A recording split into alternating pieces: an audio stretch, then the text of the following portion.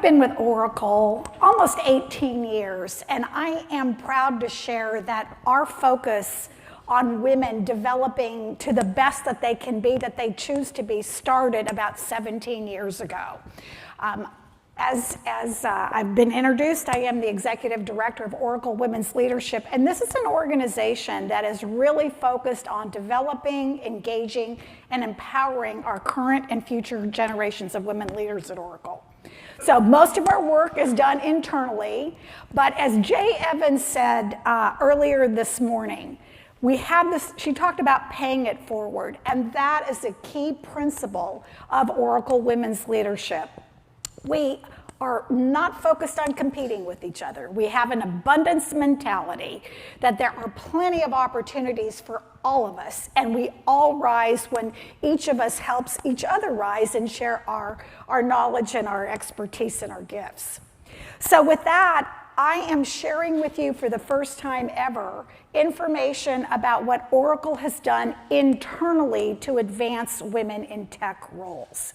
So I have other information at a different time that I can share with you just about the status of women, but you probably are well apprised of a lot of the challenges that we have. Today, let's just focus on what we have done and think critically about what you can do or have done in your own organizations. So here's kind of a quick summary of what I'm going to cover. I'm going to talk about the complex challenges for women in tech roles. We'll talk about the objectives of the program that we developed. We'll talk about our series. We'll talk about our key components, how we measure it, and what we believe are the critical success factors. And then we're going to have you engage in your tables and dialogue. So this is probably very difficult for you to see. I just want to reiterate that the challenge for women in tech roles is complex. It is multifaceted. We've heard of opportunities that we each have in our lives for support systems, for families, etc. But beyond that, and we're not going to cover, by the way, kind of the challenges even being in school where you were one of the only people in a particular field where you excelled, and did that in college, and you still might be in organizations and on teams where you're the only one. We're not going to cover that, but we do know that there are challenges in career advancement. There are microaggressions that each of us experience at work. We may not even know what it was that somebody said, but it sure didn't sound right, and it sure made me feel less than. We have different work cultures. Jay Evans talked about, having that recognition of the work culture. And similarly, I forgot your name. Charmaine Tang talked about that recognition of that, I will call it military-like, focus on winning at an inappropriate time. We have a choice in working in choosing the culture that we want to support and build. And if it's not right for you, find another culture. We all experience unconscious bias. We all have unconscious biases. We don't even know what they are sometimes, and each of us has work to do internally. But we also know that we face it and experience it from others. We have our own inner critic. And that's different than imposter syndrome. It's that critic, that voice that goes, why did you say that? How come you didn't wear that? And I think that we saw that in the Barbie clip too, where we've got these challenges of the dichotomies on how we're supposed to be. We have very few role models. We're having more and more. I've been in the workforce a very long time. I've never seen so many women role models, and this is very encouraging, but none of us should ever forget that we are role models for others. Whether they're our children, our colleagues, our nieces, nephews in the world.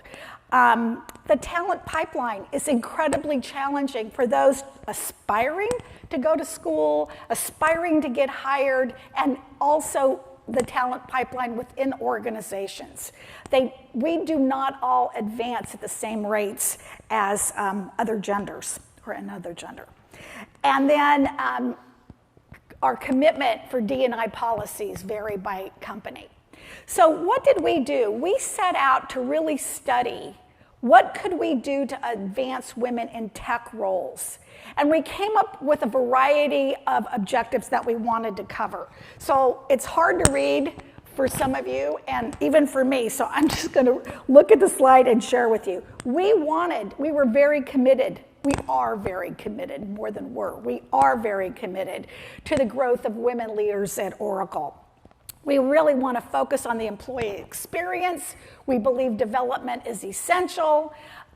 We really want our participants to be aligned with what's going on in the corporation, where we're featuring our executives, our subject matter experts, and we're strengthening, our individual and our personal networks. So, in summary here, we looked at career growth, development and engagement, inspirational leadership, focus on Oracle products and solutions, and then building our networks.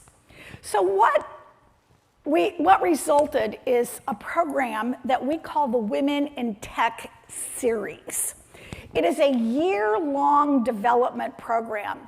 It's designed for technical women, and it is for women across the globe. The content, as I already mentioned, is focused on Oracle's technology, and it's really designed for self-empowerment, personal growth, and success. And we started with a 3-day virtual intensive launch. Think about that.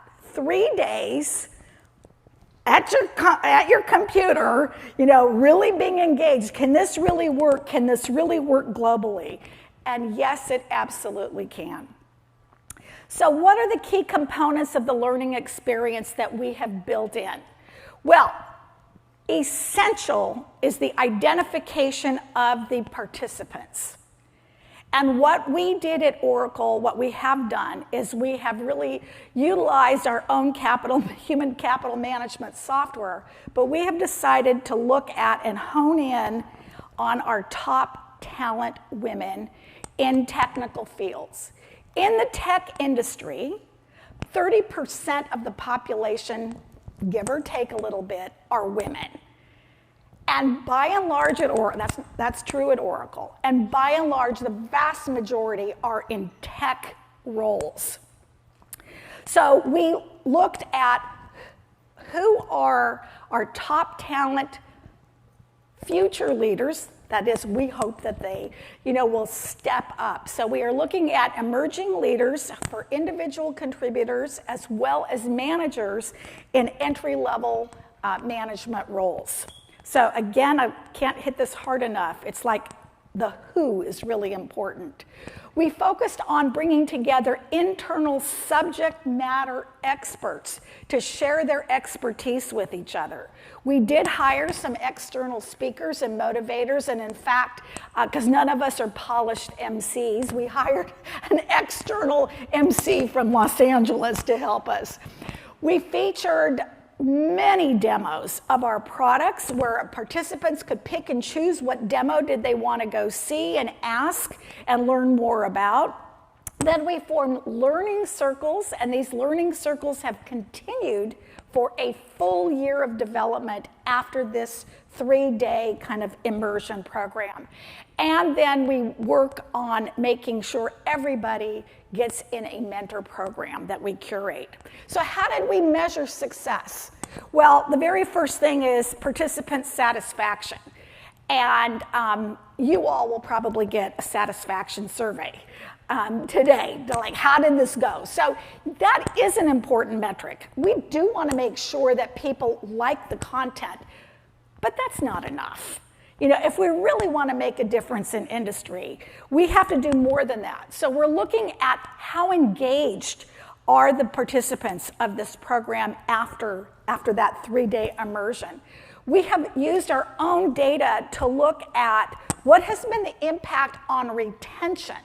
So I'm pleased to say we do have data on both engagement and retention, and it is very favorable. That's what I can say. We're also looking at career progression, and it has proven valuable in that way as well. So what were the critical success factors of having a focus on developing women in tech roles? I talked about the careful nomination process. We carefully curated our speakers. I told you most of them were internal. We had a very strong tech support team. In fact, we worked with producers so that we really gave it a lot of sizzle and pizzazz. In fact, the production team told us that over time, over the 3 days of the immersion and the launch, we had like 94% engagement. We hardly lost people to, other work. That's like the highest that they had ever worked with. And then, of course, Jay hit this as well. We know that lasting change is a journey. So that's why just doing a one shot in the arm of 3 days of being together is insufficient. A year of learning is insufficient. We know that lasting change is a journey. So at this time, it's your turn for interaction. I don't know if we can lift the lights a little bit, if at all possible. At your tables, we want you, and I'm asking you to, have a discussion about women in tech. Were there any, assuming that you're in a corporate role, what challenges have you wanted to address? Have you had any solutions? If so, what was the solution? How was it implemented? Are you measuring impact? If so, how? And what are some lessons learned? And if we have time, which I think we will, we'll ask a couple of you to speak up. So at this point, this is the interactive piece, folks. Okay, so don't be looking at me. Look at your table, make some introductions, and talk about what are you and your organizations doing to advance women in tech roles. Okay, let's wrap it up at your tables. Let's wrap it up, and we're going to be looking for a few volunteer speakers to share.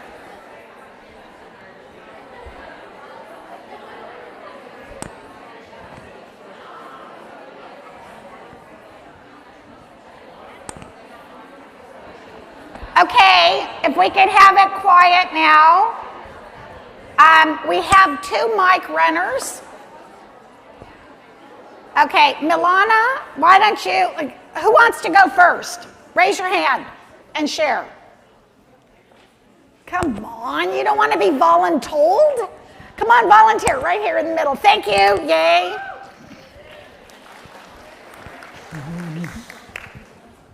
Hello, everyone. My name is Svetlana Kristov. So, I do have an interesting story to share. A few years ago, I worked at a company that was a female-led company.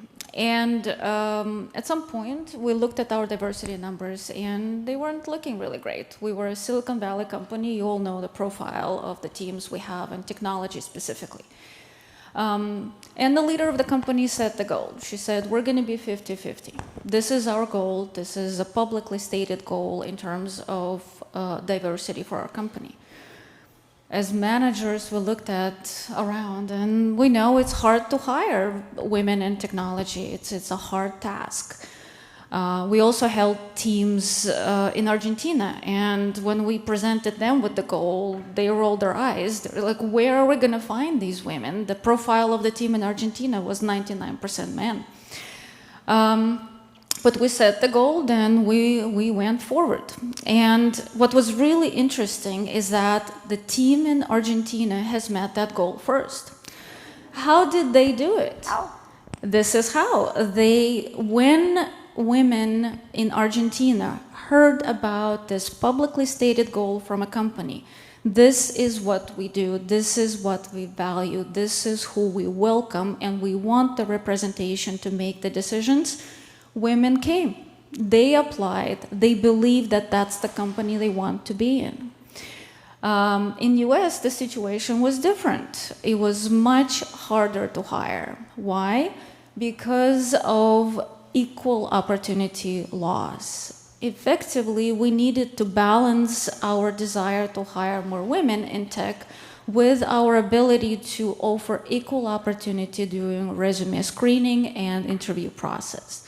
That slowed down our progress, but we were able to move forward and we were able to get to these numbers.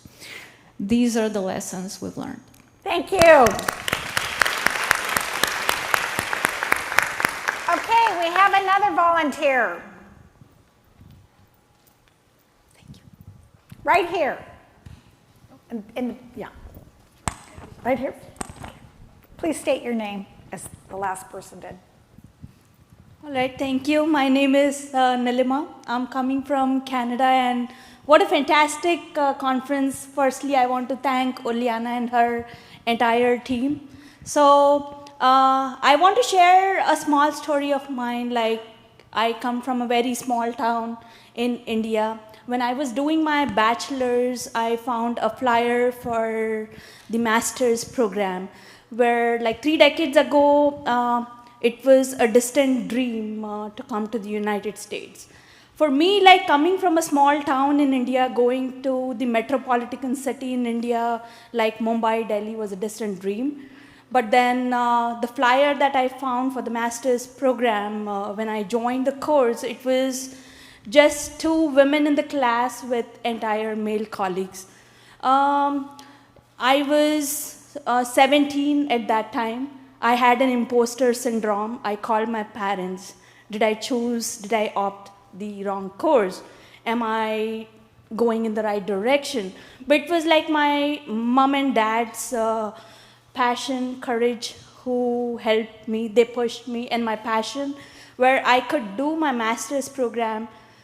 I got an opportunity for the United States, my first job, where I have been hopping around all over East Coast, West Coast, Silicon Valley, and now settled down like in Canada. So when I entered into the corporate world, I saw like still few women colleagues in the IT industry. So that's where like I started seeing the same pattern and norm. Fast forward to that, when I joined the recent company like in Canada and Quebec, where I was heading the entire delivery management for North America and Brazil operations. When I met my CEO and the entire team, I was the only women colleague in the room with the entire male colleagues. So what I'm trying to convey here is like fast forward to 3 decades, I still see the same pattern, why there are just a few women colleagues in the room. What's the, what's the problem out there? I worked hard with my HR colleagues, with finance, make sure that we had the right hiring process, the right promotion process, where women in tech, like they get equal opportunity to climb the ladder. And that's where I come, and like 2.5 decades of experience. This is something which I have authored my book, Climb, Lead, Succeed. I'm not an author, I'm not a journalist, I'm not a scholar. I've been hopping around all over East Coast, West Coast, Silicon Valley, Canada. I heard numerous challenges, numerous stories from thousands of women in my career path and struggling my own. I decided to write this small book, Climb, Lead, Succeed. This book talks about 3 key pillars. Climb is how like a woman or a man can climb the ladder with courage and confidence. Lead is leadership, like how they can excel, embrace leadership, how they can fast track their leadership opportunities. Leadership to me is not like a title or a position in any corporate world. It's more like how you influence your team and how you embrace the leadership role. And succeed is success. Definitely loves this book. Success to me, again, like it's not like I would say like the applauds or the recognitions that you receive within your corporate world. It's more about the 10 actionable strategies that I have put together in this book based on my challenges that I want to share with the world, with my dear readers, if they can get some actionable strategies that they can apply in their real corporate world. Thank you. Boy, that was bold. Congratulations. You didn't let that imposter syndrome stop you from sharing that. Good for you. I've been writing this book for almost, I would say, 10 to 15 years. So this summer, I got an opportunity to meet with Uliana, where she said, I'm going to promote your book. That gave me a deadline, because I thought if there was not a deadline, this might have been pushed for another 5 years. So Great. thank you, Uliana, for that. Great. And I really appreciate Great. it. So we heard a corporate story. We heard a personal story. Let's go for one more over here, please. Can you, yeah, great. Hi, everyone. My name is Julie Kim. I'm the Senior Director of Technology Excellence at Autodesk. But the story that I want to share about some corporate practices is from my previous company at Zendesk, where I was leading our technical conferences. And what we're talking about here is the challenges for women in tech are not new. They are already known. Like, we don't need more surveys and more meetups to talk about what they are. And really, we needed a systematic approach to figure out how to make more opportunities for visibility for our women. So we, at Zendesk, our representation of engineering was 20% globally for women. And we decided as a goal for our tech conference, which has tracks, and you submit talks to the tracks with leaders, we set a goal for double the representation. So we wanted 40% of our accepted talks to be women. And we did a whole campaign. We asked our leadership to lean into their organizations. We went and did sort of a roadshow on asking people who are first-time speakers, asking experienced speakers to mentor people who are going to submit proposals.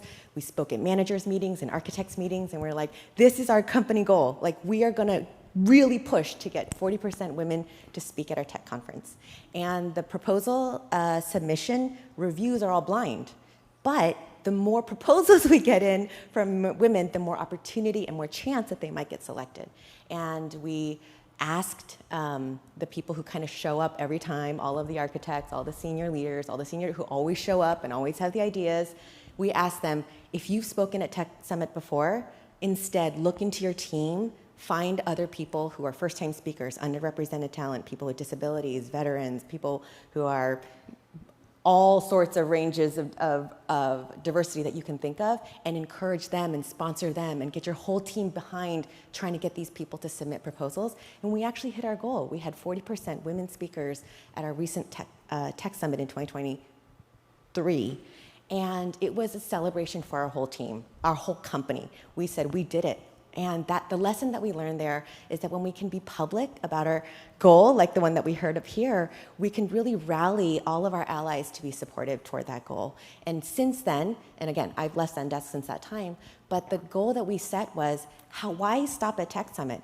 Every one of our public meetings where we're having all hands or people showing up to regular meetings, we should be data-driven. We should make a goal to make all of our speakers 50%. And it's been really great in that opportunity where we, when we're brainstorming ideas and agendas of who should speak, like these are the topics that we want to go through. And we look through and we say, hey, the diversity doesn't look great. And we go back to those speakers and say, remember, we have a goal to get 50% women speakers. Can you look back into your teams and find out if there's other people that can represent your team instead of you always representing your team? People are more than willing and excited to sponsor other people. They're like, yes, I will work with them. I will review the slide decks. I will partner with them. And getting them an opportunity to have voices gives them more visibility, more opportunity, and all the other things that come along with the people who've already had that visibility. So that's been a really great way, leading with data and providing the opportunity more systematically. Love it. Great. Thank you for sharing that.